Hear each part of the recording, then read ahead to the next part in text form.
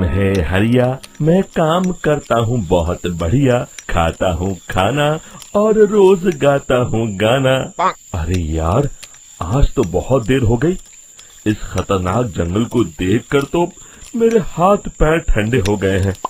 अगर मैं वक्त पर गांव नहीं पहुंचा तो मालिक बहुत नाराज हो जाएंगे। तभी हरिया को एक आवाज सुनाई देती है। सुनिए हरु जी। अरे, ये आवाज किसने दी? तभी हरिया को सामने कुछ दूर एक औरत खड़ी दिखाई देती है। अरे भाई, ये औरत अकेली इतनी रात को इस जंगल में क्या कर रही है? चलकर पूछना पड़ेगा। फिर हरिया अपनी बैलगाड़ी उस औरत के सामने लाकर रोक देता है और उससे पूछता है। अरे सुनिए, आप इतनी रात को इस खतरनाक जंगल में अकेली क्या कर रही हैं? तभी वो औरत मीठी आवाज में कहती है। अरे हरु जी, आप आ गए। मैं कब से आपका इंतजार कर रही थी। वैसे तो यहाँ से काफी लोग गुजर चुके हैं, लेकिन मैं खास आपका इंतजार कर रही थी। अच्छा, तुम सच कह रही हो?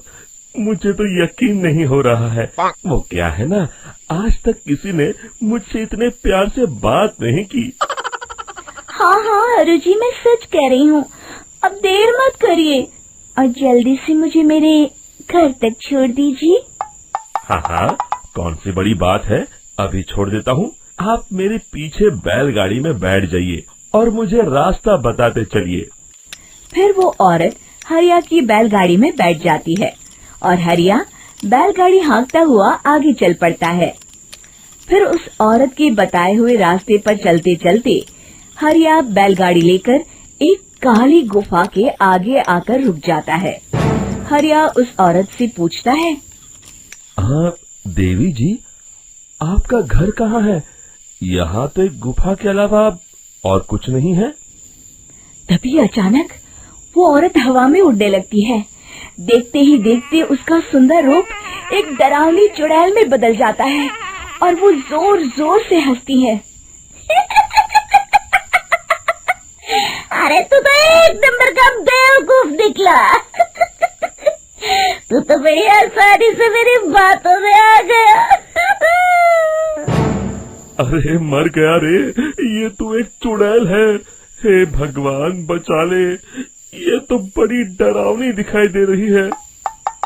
और फिर अगले ही पल हरिया की बैलगाड़ी में रखा सारा सामान हवा में उड़ता हुआ उस काली गुफा के अंदर चला जाता है और वो चुड़ैल भी उस गुफा के अंदर जाकर कहीं गायब हो जाती है। हरिया ये नजारा देख बुरी तरह घबरा और परेशान हो जाता है। अरे, ये चुड़ैल तो मेरा सारा सामान लेकर गुफा में गायब हो गई। अब क्या होगा? अगर मैं गांव खाली हाथ गया तो मालिक मेरी अच्छी खबर लेंगे। मेरी इस बात का कोई यकीन भी नहीं करेगा। फिर आखिर वही हुआ। हरिया के मालिक चंपक सेठ को हरिया की किसी भी बात पर रत्ती भर भी यकीन नहीं हुआ। चंपक सेठ को लगा हरिया झूठ बोल रहा है और उसने ही लालच में आकर सारा सामान हड़प कर लिया है। फिर हरिया को बेईमान समझकर चंपक सेठ उसे काम से निकाल देता है। अगले दिन अपनी दुकान में परेशान बैठा चंपक सेठ गुस्से में बड़बड़ाता है। अरे, दुकान में तो सामान बिल्कुल भी नहीं है। अब मुझे ही शहर जाकर सामान लाना होगा। फिर वो अपनी बैलगाड़ी लेकर शहर चला जाता है। शहर से सामान लेकर जब चंपक सेठ वापस गांव लौट रहा होता है, तभी उसे एक आवाज सुनाई देती है। चंपक जी, ओ चंपक जी। अरे, ये तो कोई मेरा नाम लेकर मुझे पुकार रहा है। फिर उस रास्ते में वही औरत खड़ी दिखाई देती है। फिर क्या था, हरिया की तरह चंपक सेठ भी उस औरत के पास अपनी बैलगाड़ी लेकर जाता है और वो भी उसकी चिकनी चुपड़ी बातों के मोह जाल में फंस जाता है। फिर चुड़ैल उसे भी अपनी गुफा तक ले जाती है और उसका सारा सामान लेकर गुफा में गायब हो जाती है। बेचारा चंपक सेठ लाचार होकर खाली हाथ गांव लौट आता है। फिर ये उस जंगल में रोज की बात हो जाती है। जो कोई भी शहर से कुछ लेकर गांव की तरफ लौटता, वो चुड़ैल उसे बेवकूफ बनाकर उसका सारा सामान लेकर गुफा में गायब हो जाती। एक दिन हरिया एक लकड़हारे को उसी जंगल की तरफ जाते हुए देखता है। फिर हरिया उसे रोकते हुए कहता है, अरे भाई, क्यों अपनी मौत को दावत दे रहे हो? मेरी बात मानो, आगे जंगल में मत जाओ, वहाँ एक बड़ी भयानक चुड़ैल रहती है। लकड़हारा हरिया की बातों को नजरअंदाज करते हुए कहता है, अरे भाई, मुझे पहले ही बहुत देर हो चुकी है, मुझे जाने दो भाई। शाम तक लकड़ियाँ काट कर शहर के बाजार में बेचना है। तुम अपनी ये कहानी किसी फुर्सत में बैठे इंसान को सुनाओ, मैं तो चला। इतना कहकर लकड़हारा वहाँ से आगे जंगल की तरफ चला जाता है। फिर अगले दिन गांव के मुखिया के घर के बाहर बहुत सारे लोग जमा हो जाते हैं। तभी हाथ में कुल्हाड़ी लिए खड़ा लकड़हारा कहता है, अरे मुखिया जी, अब आप ही हमें बचाइए उस जंगल वाली चुड़ैल से। हमारा सारा काम तो शहर से ही होता है। अरे मुखिया जी, उस चुड़ैल की वजह से तो मैं पूरी तरह बर्बाद हो गया हूँ। हम सबको मिलकर उस चुड़ैल का कोई इलाज करना पड़ेगा। तभी भीड़ में खड़ा वीरा कहता है, आप लोग चिंता मत करिए, कल से वो चुड़ैल किसी को नहीं लूट पाएगी। मेरे पास एक बहुत अच्छी तरकीब है। तभी चंपक सेठ उसका मजाक उड़ाते हुए कहता है, अरे तेरा नाम वीरा है तो क्या हुआ? तूने अभी उस चुड़ैल को देखा नहीं है? जाकर अपना काम कर, बड़ा आया। तब मुखिया जी कहते हैं, नहीं नहीं चंपक सेठ, मुझे लगता है हमें इस लड़के को एक मौका देना चाहिए।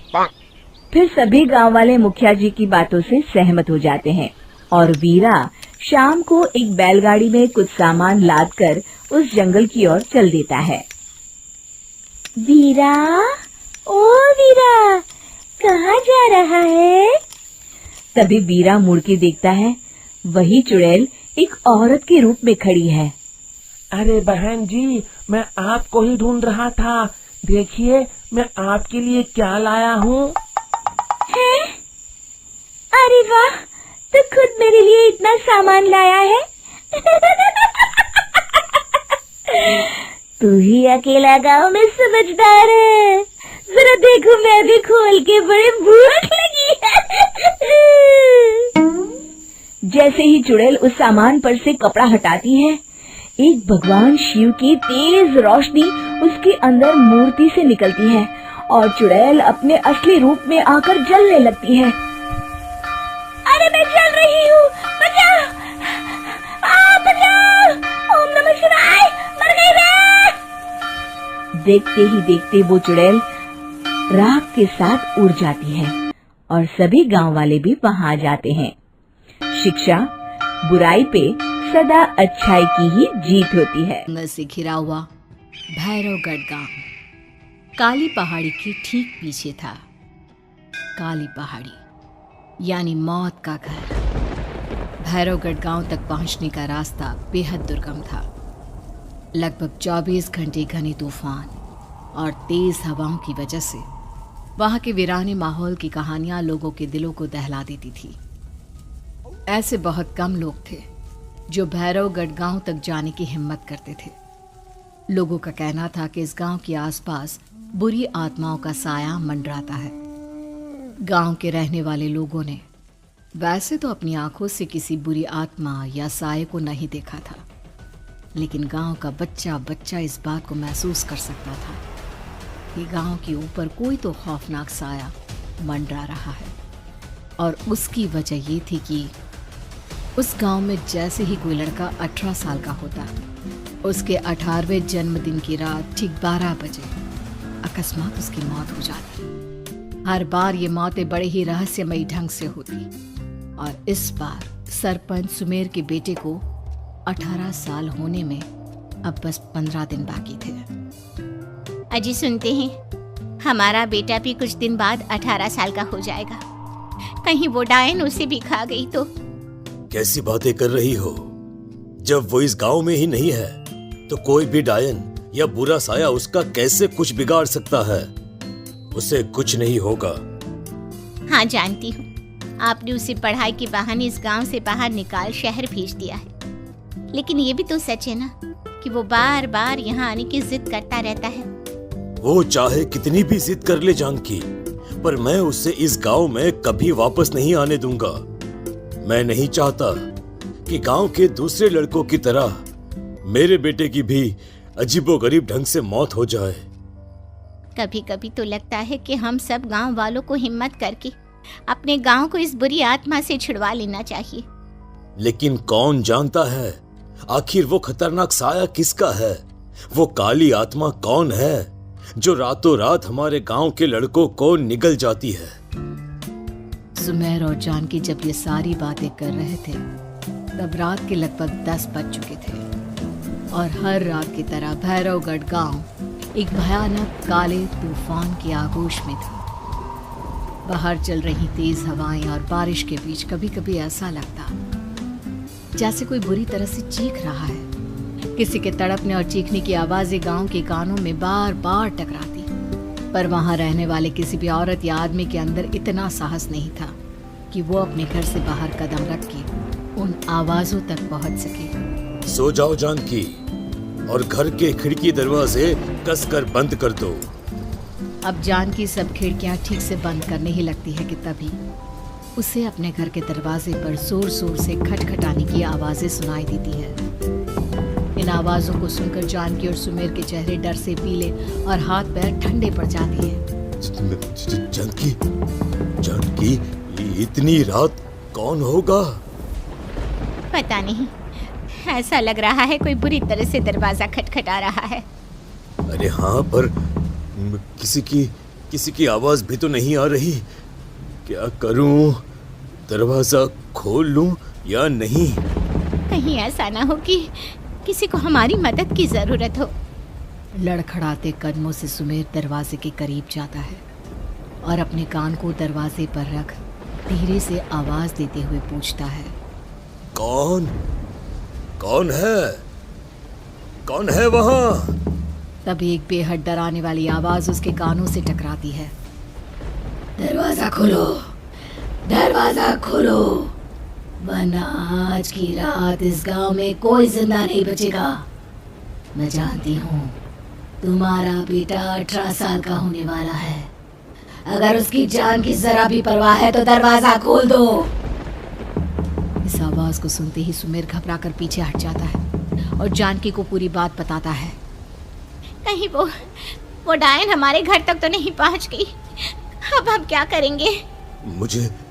मुझे दरवाजा खोलना ही होगा जानकी। मेरे पास अब कोई रास्ता नहीं है।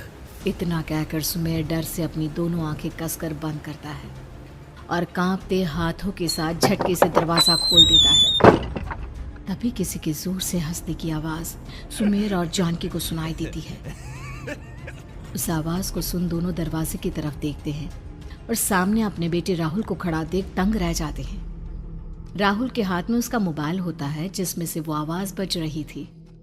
ये क्या मजाक है? और तू यहाँ, तुझे मना किया था ना गांव में आने को, समझ में नहीं आता क्या? 18 साल का होने वाला है तू। माँ, आप लोग भी पता नहीं किन अंधविश्वास भरी बातों पर भरोसा करते हैं। क्या मैं अपने घर नहीं आ सकता? आप लोगों से नहीं मिल सकता? देख बेटा, हमने तुझे किसी वजह से ही इस गांव से दूर रखा था और यहां आकर तूने अच्छा नहीं किया। चल, मैं तुझे अभी के अभी वापस शहर छोड़कर आता हूं। ओफो पापा, आप बेकार की बातों से परेशान हो रहे हैं। बाहर इतना तेज अंधड़ तूफान चल रहा है, कहीं जाने की जरूरत नहीं है। मैं बस आप लोगों से मिलने आया हूं, कुछ दिन रहकर चला जाऊंगा। दिमाग खराब हो गया है इस लड़के का, नहीं जानता कि इस गांव में ये सुरक्षित नहीं है। किसने कहा था तुझे यहाँ आने को? ये आवाजें सुन, बाहर से जो आवाजें आ रही है तुझे सुनाई नहीं देती क्या? अरे माँ, जब जोर से तूफान चलता है, तेज हवाएं चलती हैं, तो इसी तरह की आवाजें आती हैं। ये बहुत नॉर्मल है माँ। नॉर्मल होगी तेरे लिए बेटा, 4 दिन शहर में पढ़कर आया है तो अपने माँ बाप की बात नहीं मान सकता। माँ, मुझे अभी बहुत जोरों से भूख लगी है, पहले कुछ खिला दो, और रात भी बहुत हो गई है। हम इस बारे में कल बात करते हैं, ठीक है? राहुल के वापस आ जाने से जानकी और सुमेर की आंखों की नींद उड़ गई थी।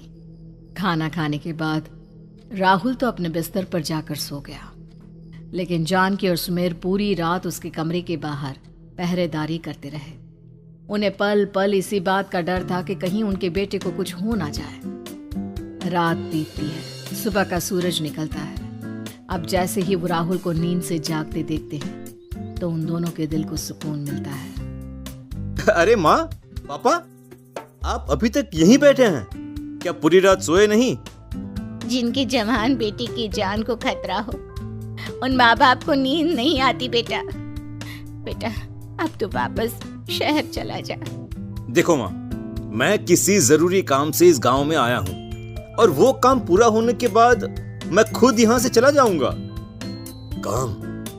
गांव में तेरा क्या काम है? पापा, मैं बचपन से ही इस गांव के बारे में बेहद डरावने किस्से सुनते आया हूँ, इसीलिए अब मैं उन्हीं किस्सों के ऊपर डॉक्यूमेंट्री फिल्म बनाऊंगा। रिसर्च करना चाहता हूँ कि आखिर सच्चाई है क्या। हे भगवान, लो जी, सुन लिया, और भेजो इसे पढ़ने के लिए शहर। मैंने आपसे पहले ही कहा था, मेरी बहन के पास दूसरे गांव भेज दो। ना ये शहर जाता और ना उल जुलूल की बात इसके दिमाग में आती।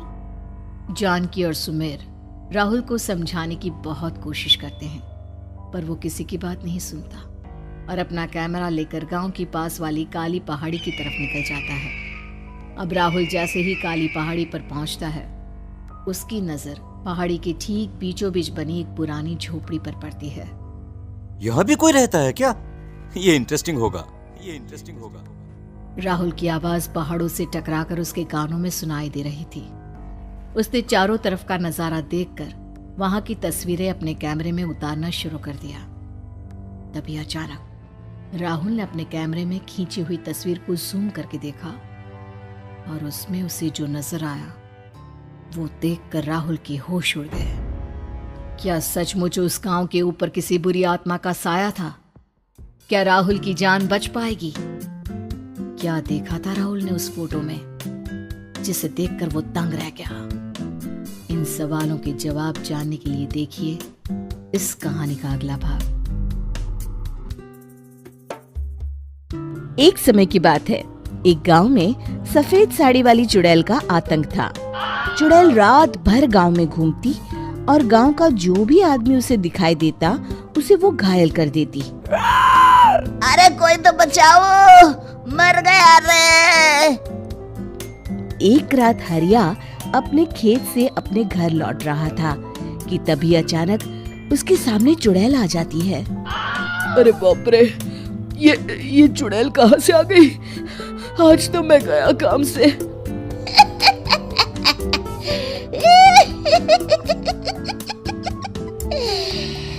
आज मुझे मेरा शिकार मिल गया। अरे चुड़ैल दीदी, मुझे छोड़ दो। जैसे ही चुड़ैल हरिया की तरफ बढ़ती है, हरिया वहां से भाग जाता है और अपने घर के दरवाजे पे पहुंचता है। अरे भगवान, जल्दी से दरवाजा खोलो, मेरे पीछे चुड़ैल पड़ी है। हरिया की पत्नी जल्दी से दरवाजा खोल देती है। अरे आप इतना हाफ क्यों रहे हैं? अरे मेरे पीछे चुड़ैल पड़ी है, आज तो मैं बाल बच गया। जल्दी से सभी दरवाजे और सभी खिड़कियों को बंद करके बत्ती बुझा दो। तभी चुड़ैल हरिया के घर के पास पहुंच जाती है। अरे वो आदमी कहाँ गायब हो गया? मैं भी देखती हूँ आखिर कब तक बचेगा। मैं अपने शिकार को इतनी आसानी से नहीं छोड़ती। इतना कहकर चुड़ैल वहां से चली जाती है। वहीं दूसरी तरफ हरिया और उसकी पत्नी दोनों अपने घर की खिड़की से ये सब देख रहे होते हैं। अरे बाप रे, ये तो बड़ी डरावनी चुड़ैल थी। अगले दिन ये बात आग की तरह पूरे गांव में फैल जाती है और धीरे धीरे लोग चुड़ैल के डर के मारे शाम होते ही अपने घरों से बाहर निकलना बंद कर देते हैं। कुछ दिनों के बाद भाई, मैंने तो इस चुड़ैल के डर के मारे रात को अपने खेतों को पानी देना बंद कर दिया है। कहीं मेरी फसल सूख गई तो मैं तो कहीं का नहीं रहूंगा। साहूकार का कर्जा कैसे चुकाऊंगा? अरे भाई, पूरे गांव वालों का यही हाल है। पता नहीं ये चुड़ैल हमारे गांव में कहाँ से आ गई। फिर एक दिन गांव के पास वाली नदी के किनारे एक बहुत बड़े तांत्रिक के आने की बात कुछ गांव वालों को पता चलती है। वो लोग जाके ये बात गांव के मुखिया को बताते हैं। मुखिया जी, नदी के किनारे एक बहुत ही पहुंचे हुए तांत्रिक बाबा आए हैं। हमें उनसे मदद मांगनी चाहिए। मैंने सुना है वो बड़े बड़े भूतों और चुड़ैलों को अपने वश में कर लेते हैं। मुखिया जी सभी गांव वालों को लेकर उस तांत्रिक के पास पहुंच जाते हैं। ओम फट स्वाहा, ओम फट स्वाहा। तभी तांत्रिक अपनी बंद आंखों को खोलकर कहता है, क्या बात है? तुम सब लोग यहाँ क्यों आए हो?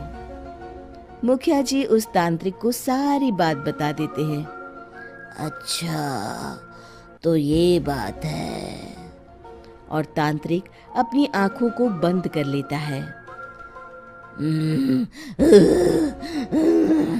मैं देख रहा हूँ तुम्हारे पूर्वजों ने बहुत पाप किए थे, जिससे ये गांव अब श्रापित हो चुका है। उसी के फल स्वरूप तुम्हारे गांव में चुड़ैल आई है। ये चुड़ैल बहुत खतरनाक है, ये किसी को नहीं छोड़ेगी। हे भगवान, मर गए रे, अब क्या होगा? तभी गांव के मुखिया जी कहते हैं, बाबा, इस चुड़ैल से हम सबको बचा लीजिए। कोई तो उपाय होगा। इसका सिर्फ एक ही उपाय है।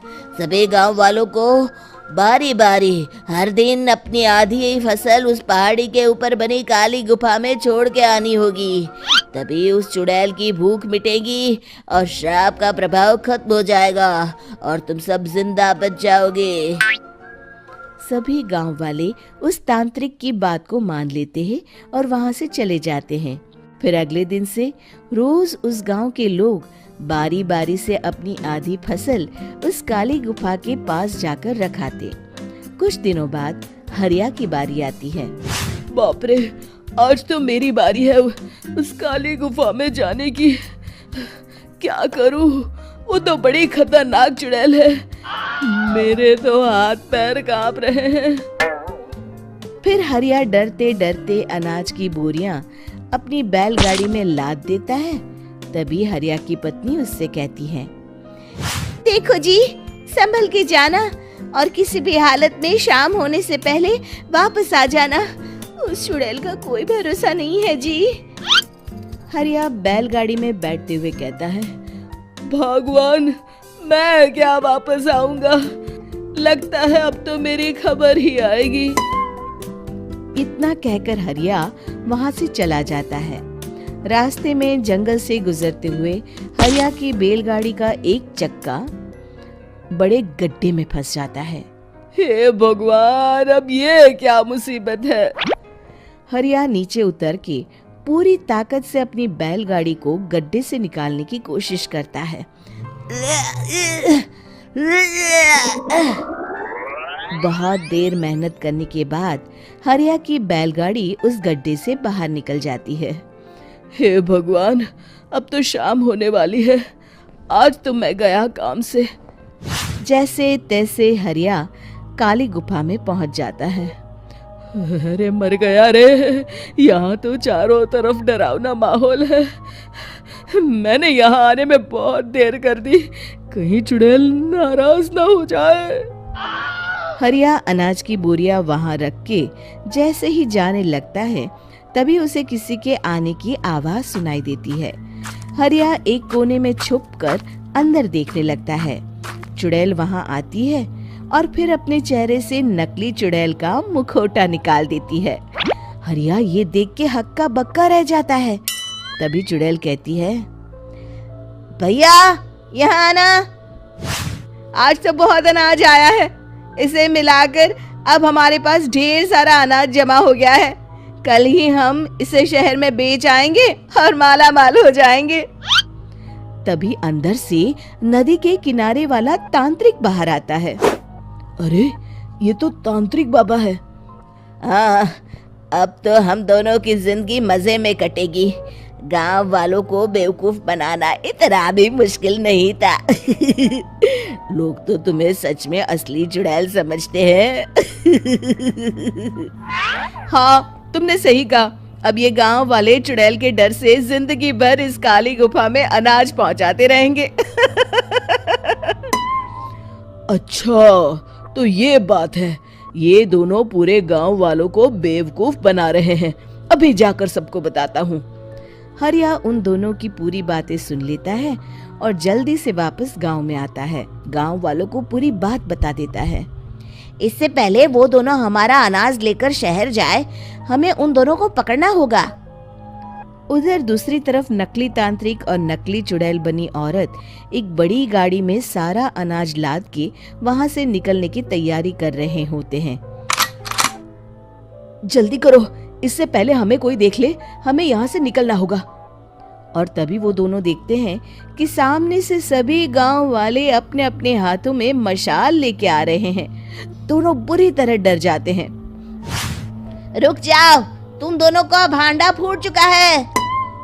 अरे मर गए रे, ये गांव वाले कहाँ से आ गए? तुमने क्या सोचा इतनी आसानी से यहाँ से निकल जाओगे? ये अनाज हमने अपने खून पसीने से दिन रात खेतों में मेहनत करके उगाया है। दोनों मुखिया जी के पैरों में गिर जाते हैं। हमें माफ कर दीजिए, हम दोनों एक नंबर के कामचोर हैं। बिना मेहनत किए पैसे कमाना चाहते थे। हाँ हाँ, अब हम आगे से मेहनत मजदूरी करके पैसे कमाएंगे। हमें कुछ मत करना, हमें छोड़ दीजिए। इतना कह के दोनों गांव छोड़ के भाग जाते हैं और सभी गांव वाले फिर से खुशी खुशी रहने लगते हैं। शिक्षा, तभी तो कहते हैं कि किसी भी समस्या का समाधान केवल सूझबूझ से ही करना चाहिए और कभी हिम्मत नहीं हारनी। कपड़े चुराने वाली चुड़ैल। हबलू नाम का लड़का अपने माता पिता के साथ रहता था। हबलू के 2 छोटे छोटे भाई बहन थे और उसका परिवार बेहद ही गरीब था। माता पिता कपड़े धोने का काम करते थे, जिससे उनका गुजारा बड़ी ही मुश्किल से चलता था। कुछ दिनों से हबलू के माता पिता की तबीयत खराब होने की वजह से उसे ही नदी पर जाकर कपड़े धोने पड़ते थे। एक दिन की बात है, हबलू नदी के किनारे बैठकर कपड़े धो रहा था। ये जिंदगी भी कोई जिंदगी है, लोगों के कपड़े धोना। अगर कपड़े अच्छे से ना धुले तो लोग कितना सुनाते हैं और ऊपर से उल्टा पैसे भी नहीं देते। कपड़े धोने की वजह से नदी का पानी गंदा हो जाता है। उसी नदी में एक चुड़ैल रह रही होती है। जब वो नदी का पानी गंदा देखती है तो गुस्से से पागल हो जाती है। कौन है जो मेरे रहने की जगह को गंदा कर रहा है? अभी जाकर बताती हूँ उसे। हबलू नदी में कपड़े धोकर उन्हें वहीं पेड़ से बंधी रस्सी पर सूखने के लिए डाल देता है और वहीं पेड़ के नीचे कपड़े सूखने तक उनका इंतजार करने लगता है। हबलू को पता ही नहीं चलता कि बैठे बैठे कब उसकी आंख लग गई और कुछ ही देर में चुड़ैल भी नदी से निकलकर आ जाती है। कौन है जिसने मेरे रहने की जगह को गंदा किया है? तभी चुड़ैल की नजर रस्सी पर सूख रहे कपड़ों पर पड़ती है। अरे वाह, ये कपड़े तो बड़े ही सुंदर सुंदर है और ये साड़ी कितनी खूबसूरत लग रही है। तभी चुड़ैल अपने पहने हुए कपड़े देखती है। मेरे कपड़े कितने गंदे हैं, हम लोगों को तो अच्छे कपड़े पहनना नसीब में ही नहीं होता। तभी चुड़ैल कपड़े देखकर सोचने लगती है, क्यों ना इनमें से एक कपड़ा चुरा कर मैं पहन लूं, कौन सा इस लड़के को पता चलेगा। चुड़ैल जल्दी से रस्सी से एक साड़ी उतारती है और नदी में ले जाकर पहन कर देखती है। ये साड़ी मुझ पर कितनी खूबसूरत लग रही है, इसमें तो मैं एकदम हूर की परी लग रही हूँ। फिर कुछ देर बाद हबलू की आंख खुलती है। उसे पता नहीं चलता कि कब शाम हो गई। अरे शाम हो गई, समय का पता ही नहीं चला। अब जल्दी से कपड़े उतार कर घर चलता हूँ, नहीं तो रात हो जाएगी। हबलू रस्सी से कपड़े उतार कर घर चला जाता है और घर जाकर कपड़ों की गिनती करके उन्हें एक गठरी में बांधने लगता है। 1 2 3 और ये 5 और ये 9, ये कैसे हो सकता है? मैंने तो 10 जोड़े कपड़े धोए थे, इनमें तो एक कम है। दोबारा गिनता हूँ, कहीं मुझसे कपड़े गिनने में भूल ना हो गई हो। हबलू एक एक करके दोबारा कपड़े गिनने लगता है, पर इस बार भी कपड़े 10 जोड़े की जगह 9 जोड़े थे। कपड़े कम होने की वजह से वो परेशान था। ये सब सोचते सोचते उसे कब नींद आ जाती है पता ही नहीं चलता। अगली सुबह हबलू फिर से कपड़े लेकर नदी पर धोने के लिए चला जाता है और जैसे ही वो कपड़े धोने लगता है, नदी का पानी कपड़े धोने की वजह से फिर से गंदा होता है। ये देखकर नदी में रह रही चुड़ैल आग बबूला हो जाती है। ये लोग मुझे चैन से रहने भी नहीं देते। आज फिर ये लड़का कपड़े धोकर मेरी रहने की जगह गंदा कर रहा है। आज मैं ऐसा सबक सिखाऊंगी कि ये कपड़े यहाँ धोना ही भूल जाएगा। हबलू के कपड़े धोने के बाद वो उन्हें पेड़ से बंधी रस्सी पर सूखने के लिए डाल देता है। जब तक ये कपड़े सूख रहे हैं, मैं यहीं पेड़ के नीचे कुछ देर आराम कर लेता हूँ। हबलू वहीं पेड़ के नीचे एक कपड़ा बिछाकर लेट जाता है। ठंडी ठंडी हवा चल रही थी तो लेटते ही उसे नींद आ जाती है और पता ही नहीं चलता कि कब उसकी आंख लग जाती है। कुछ देर बाद चुड़ैल भी नदी से निकलकर बाहर आ जाती है। आज मैं उसे छोड़ूंगी नहीं। मेरे रहने की जगह गंदी करके खुद चैन की नींद सो रहा है। आज तो मैं उसे मार ही डालूंगी। चुड़ैल हबलू को मारने के लिए आगे बढ़ती है तो रस्सी पर सूख रहे कपड़े देखकर रुक जाती है। अरे वाह, आज भी सुंदर सुंदर कपड़े सूख रहे हैं। चुड़ैल रस्सी से एक अच्छी सी साड़ी उतारती है, नदी में ले जाती है और पहनकर देखने लगती है। ये साड़ी तो मुझ पर कैसे भी ज्यादा सुंदर लग रही है। वो चुड़ैल साड़ी पहनकर नाचने लगती है। मेरा पिया घर आया ओ राम जी, मेरा पिया घर आया ओ राम जी। अब तो जब भी कपड़े धोकर सुखाया करेगा, मैं चुपके से जाकर उसके कपड़े चुरा लिया करूंगी और पहन लूंगी। उस लड़के को पता भी नहीं चलेगा कि उसके कपड़े कौन चुरा कर ले जाता है। और अगले दिन नदी का गंदा पानी देखकर चुड़ैल फिर से बाहर आती है और फिर से देखती है। ये लड़का आज भी कपड़े सुखाकर सो रहा है। इस तरह से चुड़ैल हर रोज चुपके से जाती, एक अच्छा सा कपड़ा उठाती, नदी में ले जाती, पहनकर देखती और खुश होती। जब हबलू सोकर उठता तो वो एक जोड़ी कपड़े गायब पाता। कपड़े चोरी होने की वजह से हबलू बहुत ज्यादा परेशान हो जाता है। समझ में नहीं आ रहा कि मेरे कपड़े कौन चुरा कर ले जाता है। अगले दिन हमेशा की तरह वो कपड़े धोता है और उन्हें पेड़ से बंधी रस्सी पर सूखने के लिए डाल देता है और पेड़ के नीचे कपड़ा बिछाकर लेट जाता है। सोचने लगता है कि आखिर कौन है जो मेरे कपड़े चुरा रहा है और मुझे पता भी नहीं चलता। ये सब सोचते हुए हबलू को नींद आ जाती है। गंदा पानी देखकर चुड़ैल बाहर आती है और ध्यान से सभी कपड़ों को देखने लगती है। तभी उसे एक लाल रंग का सुंदर सा लहंगा पसंद आता है और वो उसे अपने ऊपर लगाकर देखने लगती है। ये लहंगा तो बहुत ही सुंदर है। इसे पहनकर तो मैं रानी लगूंगी, रानी। इस लहंगे को पहनकर अपनी चुड़ैल सहेलियों को जाकर दिखाऊंगी। जब वो मुझे इस लाल लहंगे में देखेंगी तो मुझसे जल बुन जाएंगी। इससे पहले कि ये लड़का सोकर उठे, मुझे ये लहंगा चुरा कर नदी में ले जाना चाहिए। फिर वो चुड़ैल वो लाल लहंगा उतारती है और तभी हबलू की आंख खुल जाती है। वो चुड़ैल को देखकर डर जाता है और फिर से वापस अपनी आंखें बंद कर लेता है। बाप रे, ये तो चुड़ैल है। अच्छा, तो यही हर रोज मेरे कपड़े चुरा कर ले जाती है और मुझे पता भी नहीं चलता। फिर वो जैसे ही लहंगा नदी में ले जाने लगती है। अरे, ये लहंगा लेकर कहाँ जा रही है? ये लहंगा तो जमींदार की पत्नी का है। अगर मैंने उसे लहंगा नहीं लौटाया तो वो मुझे जमीन में जिंदा ही गड़वा देगा। नहीं, वो लहंगा मुझे चुड़ैल से वापस लेना ही होगा। पर कैसे, समझ में नहीं आ रहा। वो लहंगा मैं चुड़ैल से लूं तो कैसे लूं? हबलू बाकी के कपड़े उठाकर घर ले जाता है और रात को लेटा हुआ चुड़ैल से पीछा छुड़ाने की सोचता रहता है।